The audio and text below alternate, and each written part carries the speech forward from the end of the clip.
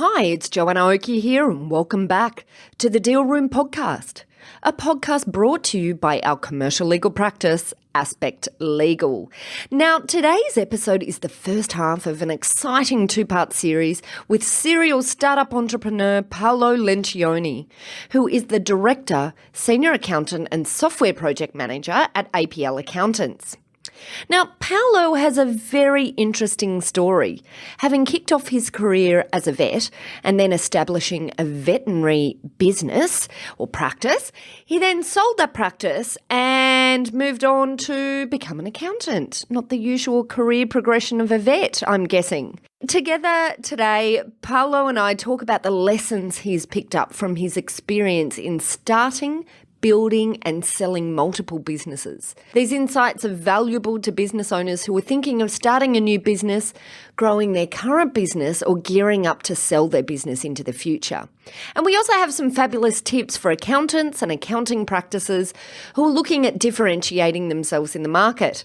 But this advice is equally relevant and applicable to our M&A professionals out there as well. So keep listening. Here we go. Ladies and gentlemen, good evening. Are you ready? Okay, here we go. You're listening to the Deal Room Podcast. Join us as we bring you the inside scoop on business sales and acquisitions. Get across trends in the area and hear the industry's best recount their real-life tips, traps, and experiences. Now, here's your host, Joanna Oakey. Hi, Paolo. Fabulous to have you on the show today. Thanks for coming along. Oh, pleasure. Thanks for having me on the show. I'm always pretty excited to do something like this. So it sounded interesting, so I couldn't say no. That's what I like to hear. Look, on the show, I love to have business owners who are at the coalface talking about how they have built their businesses and sold their business. So when we were talking the other day, as you recall, I launched them into, oh my goodness, stop. This will be a fabulous discussion. You must come on my podcast. So I just want to say thank you so much for for being so kind as to come on the show to talk to us. Pleasure. I think, I love the stories. I think our listeners really love the stories as well of hearing from business owners rather than just us advisors talking about the best things to do in selling and buying businesses. It's great to hear real stories and how business owners are feeling as they're doing it. So to give a little bit of a context, I think you described yourself as a serial startup entrepreneur, I guess you'd call it. Yeah. And out of that process, you've bought and sold a couple of businesses and you're right in the process of building another couple of businesses at the moment. But maybe you can give us a little bit of history, a story, a little bit of rundown of the background of your businesses that you've bought and sold. And then we'll start talking about things that you've done along the way that might be interesting to our listeners. Okay. Well, I guess if I just start at the beginning and then we'll just work through the whole story, and then Let's do it that way. You can just ask me questions. So, first of all, like I've always done everything with my wife because we've got the same mindset about things. So I'm really, really lucky that I never have to do it alone. Wow. We eventually agree on what we're going to do, and then we can always support each other through the whole process. I think that makes it heaps easier because you've always got that other person. Like other traditional business partnerships can be quite difficult. For us, it works really, really well, and I know a lot of people wouldn't work with their spouse, but for us, it's just worked really well. So that's made it easy for me. My wife and I, so Anne and I, graduated. Our first degree was as veterinary surgeons. We graduated as veterinary surgeons in South Africa. And we, funnily enough, our first passion was wildlife conservation. And that's what we did our elective studies in. It makes you no money. Jobs are hard to find. We knew nothing about business. And I think it's very common for people who've come out of university often don't have the financial smarts. In fact, people who've started working straight out of school often more financially smart than people who come out with degrees. So we exited university with a lot of enthusiasm and very starry-eyed about being vets and absolutely no clue how to run a business, didn't even know what a balance sheet was or a profit and loss statement was, didn't even know what an invoice was. You launched straight into a business straight out of uni? Not straight away, not that quickly. 2 days after graduating, we went on a working holiday to the UK, from South Africa to the UK, and we both worked for another veterinary for people for about 3 years. And then after that, we thought, okay, we can actually do this ourselves. So we started up a veterinary practice, a new veterinary practice. And that was probably one of the most challenging things because at that point, we weren't very savvy at anything. We struggled a lot to get planning permission and consent to actually establish a veterinary practice. And all we could find in the area we wanted to set up was a set of dilapidated shops that were owned by the council south of Birmingham. So we did all the wrong things. So what we did was then we refurbished them ourselves rather than getting people in to do it. So we did a lot of the punishing, kind of fixing up of the place, dilapidated shop ourselves, which retrospectively, like, why do you do that? We should have paid someone to do it. So that's lesson number one learned. Okay, pay other people to do shit for you. Yeah. I should have just carried on working as a vet for someone else and had someone else fit out the shops. I don't know why I didn't do it. Just didn't have the intelligence to do it, I guess, at that point in time. So we did that. People said we were crazy opening up the business where we were. They said we'd never make a go of it. It wasn't particularly high income area, things like that. But we were fortunate. The first 18 months were really tough. Startup business, got no customers, ran at a loss for the first 18 months and had to go and work for a pharmaceutical company to make ends meet. But after 2 years, it started ticking over. And then after 4 years, it was doing pretty well. And then we were employing a third vet. So Anne was working there full time. I was working in there full time. Then we were employing a third vet. And then once a third vet had been working for us for a couple of years, it came to he was interested in buying the place, and we were actually interested in emigrating to Australia because we had ended up being 12 years in the UK, and it was a long working holiday. We never thought of settling. We never wanted to settle down there. So he wanted to buy. We were keen to emigrate somewhere where lifestyle was a bit better, and we liked Australia. So we said, okay, fine. So we sold him the business. So in that instance, that was the first business we built, the first business we sold, and it didn't make heaps of money, but it was good. We came to Australia with some money, which was pretty nice.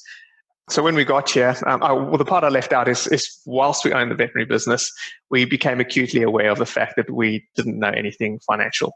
So Anne enrolled in a MBA, and I initially enrolled in an IT computer programming course. And we completed our qualifications in those. We found the financial component of those courses quite interesting. So then we both enrolled in accounting, a university degree in accounting by correspondence because we're still running the practice. Wow, this is full on. Okay, so let me just rehash here. You've both studied and become vets. Yeah. You've worked for someone for a couple of years. You've started a business. It's been hard yakka, so you've gone back and worked for a company at the same time as building the business up to the point that it could actually sustain the two of you. You build it up to the point that you then have an employee who buy you out, which is a great strategy, fabulous strategy. And then you go and study again. Well, we didn't actually. Well, we were studying before we actually sold the practice. So whilst we were practicing as veterinarians, we did all our studies by correspondence. So we carried on working as veterinarians and studied. And by the time we actually sold the practice, we were pretty much qualified as accountants. Right. Wow. That's pretty full on. I think there'd be fairly few people out there who would have two major degrees like that, right? Veterinary science, is that the name of the... Yeah, veterinary science, yeah. It's a bachelor of veterinary science, yeah. And then accounting as well. Wow. Okay. All right. Okay. So what happened next? And I guess firstly, let's just go back to this first sale. Do you recall at the time your thoughts about the process? Did you know what to do when you decided you wanted to sell it? Did you appoint advisors to help? Or? Well, we did know what to do because at that point in time we had our accounting degrees, but we weren't. We didn't have much experience at it. Did we employ advisors? Again, possibly mistake number two. No, we didn't. We did it ourselves. We valued our own business, and probably could have got a bit more for it if we had some professional assistants doing it. So from that perspective, I probably didn't optimize as much as I could have out of selling that first business.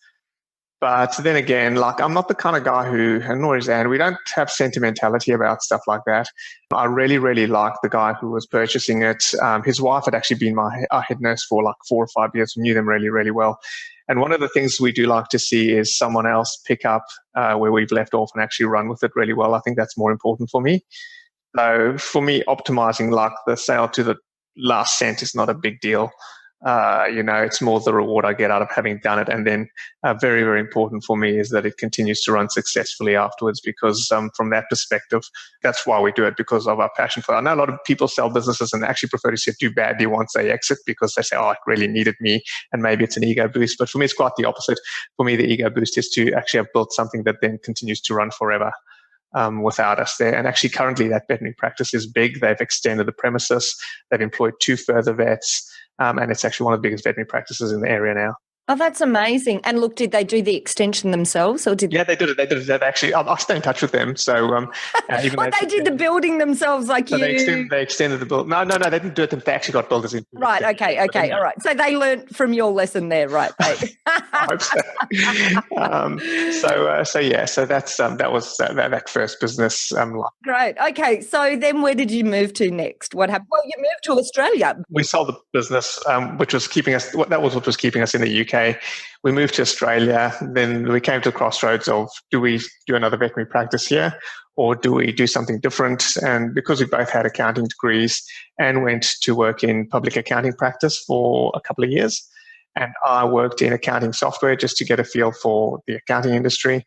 And after doing that for a few years, we were like, okay, well, we can probably do this ourselves. In the interim, because I was a little bit bored and sort of in between selling the practice and moving to Australia, I'd started programming. I had a hobby programming job where I'd developed one of the first cloud-based practice management systems as a hobby. Wow! And whilst I was, hobby, got it. whilst I was doing that and working in accounting software, and just I wasn't working very long hours anyway. I used to just flex my hours. Then we found ourselves there with about 30 or 40 veterinary practices using it, and it became too big to be a hobby also. So at the same time as opening the accounting business, we decided to commercialize the software business. So we did the two together.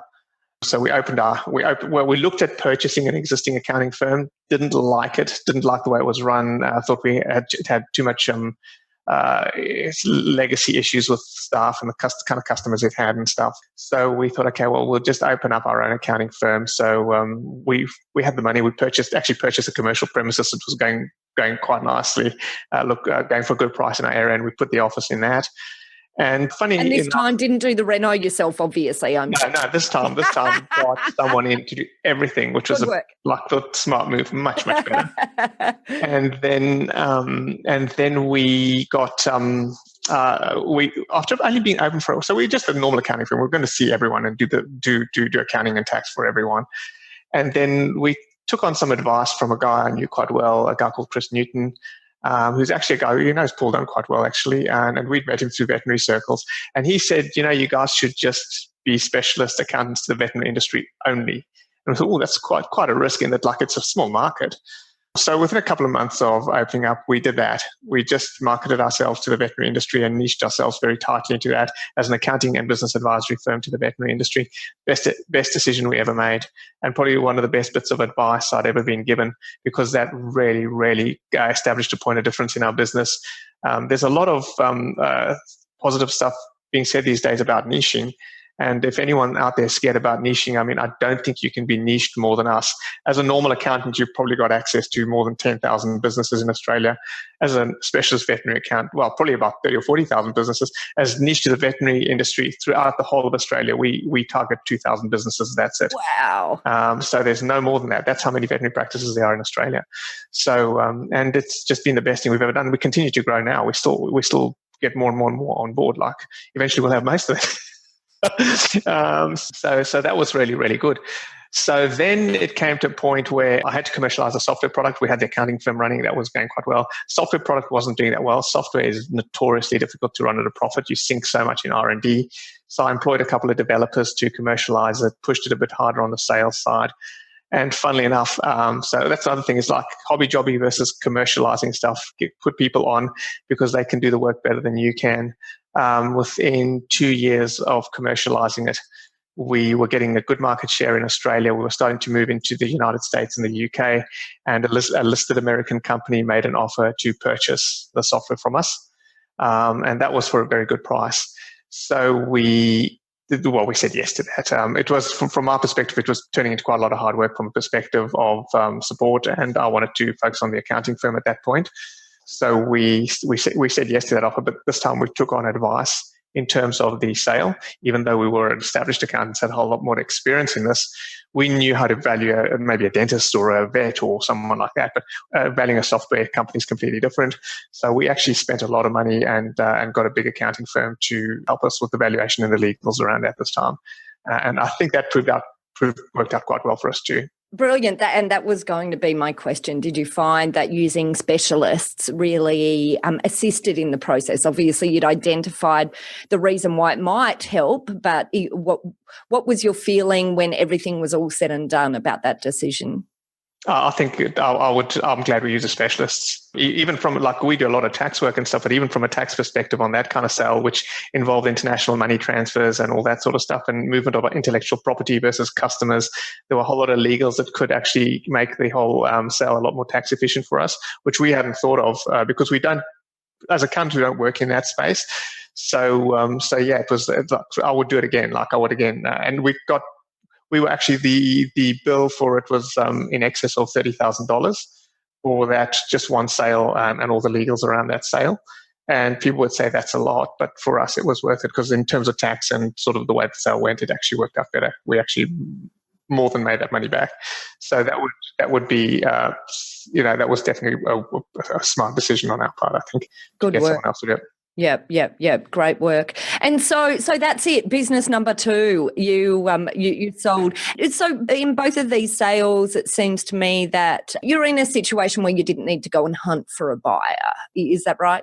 No, like you find what's there. So like I knew I was going to sell that product. So you start looking, and if you start looking, you find and you put the feelers out and someone will come. Like you have to be, I think like my feeling is you've got to check out of a business at some point. Either you're going to sell it or you're going to check out in a coffin, but you're going to check out of it. So because we deal with a lot of business buys and sells ourselves within the veterinary industry, the worst case scenario is when people hang on to their business for too long and then check out as an emergency, like they get a health problem. And suddenly, before they can sell it, it's 12 months, the business goes in decline because they've got a health issue or a personal issue that they can't deal with it. So the reality is when the right buyer comes for the right price, that's the right time to sell the business. And if you're sentimentally attached to that and you say no, you don't know whether that opportunity is going to come back. So the right time is, when the right buyer comes along. So for me, that's kind of my policy again, is like you could hang on to it. And I possibly could have hung on to that particular business for a bit longer and maybe I could have made more money. But it's actually worked out better for me that I sold it, because we had more money then to put into the accounting firm and then release our second software product, which I much prefer to my first software product. Wow. Okay. And so tell us about your second software product. What are you in now?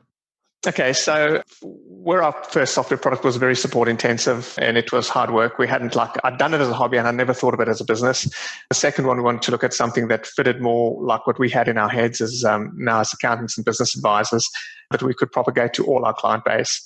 So we actually developed a system that runs automated business health checks. It aggregates all the information from their accounting software, from their point of sale software, and then starts to measure everything in their business, from like how well each veterinarian is performing in terms of their invoicing habits, what services they're promoting. And then so that's our new software product. And it connects to all the different disparate practice management systems. So effectively any veterinarian anywhere in the world can be our customer. And recently we've had a lot of interest from the dental industry also, which again increases our capacity because there's a lot more dentists and vets. So that particular product we will release, what we are busy releasing into the dental industry now. So it'll be worth a lot more than our first one, actually. Wow. What an amazing product. It seems to me that not only are you providing insight, obviously, to your customers to be able to view their own figures in a more helpful way, but you're also building some really incredible, I would assume, statistics and benchmarks yourselves to be able to then feed back into advice for businesses. Is that how you view it? Is that how it works? It was such a good fit to what we were already doing physically as business advisors, like as accountants and business advisors.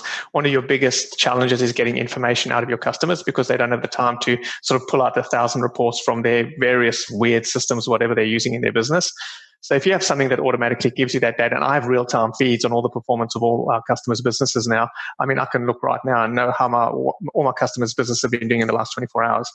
That gives us heaps of street cred as a business advisory. So our accounting and business advisory is growing off the back of that. Plus, I don't have to sell two different products. I sell our business advisory, the product goes with us. I sell the product, our business advisory goes with it. Invariably, if we sign up a customer to one of those products, they sign up to our other services too. So it's one sales pitch, and I can sell two separate things. And what a differentiator in the marketplace, I guess. Like, if I'm running a veterinary practice, why wouldn't I appoint someone who understands the benchmarks and can feed me back information of how I'm performing in comparison to the other veterinary practices? Well, that's a wrap for part 1 of our 2-part series with serial startup entrepreneur Paolo Lencioni. As a quick recap, in this episode, we talked about the importance of getting yourself educated. When Paolo and Anne started their first business, they had no idea what a balance sheet was, and they were determined to learn more about the financial side to a business. Of course, we don't mean to say that all business owners ought to go out and get accounting degrees like they did, but we're just simply saying that the best entrepreneurs and the most successful business people are always looking for ways to expand their knowledge, improve their skills, and keep up to date with any developments, both in their own industry and in the broader environment. We also talked about the benefits of niching your business, which Paolo described as the best business advice he was ever given. His accounting practice exclusively services vet practices, and it appears to be working out pretty well. Paolo then drilled into why business owners ought to always have an exit strategy at the back of their mind. As Paolo mentioned, the worst case scenario is when people hang on to their business for too long and then perhaps suffer an emergency issue that makes it hard to realise the true value of their business. In part 2, we drill deeper into more practical tips for entrepreneurs who are thinking of starting a business and for business owners who are in that growth phase and maybe gearing up for a sale into the future. I hope you enjoyed what you heard today, and if you did, please subscribe to the Deal Room podcast on iTunes or your favourite podcast player to get notifications straight to your phone when part 2 is out. We'd also like to hear your feedback, so please leave us a review and rating if you're already one of our subscribers, or even if you're a new listener and you love what you heard. Well, look, thanks again for listening in. This has been Joanna Oakey and the Deal Room podcast, a podcast proudly brought to you by our commercial legal practice, Aspect Legal. Ladies and gentlemen. That will conclude this evening's entertainment. Thanks for listening to the Deal Room podcast. To find out more about this episode and other episodes in the series, check out the show notes or head over to our website at thedealroompodcast.com.au.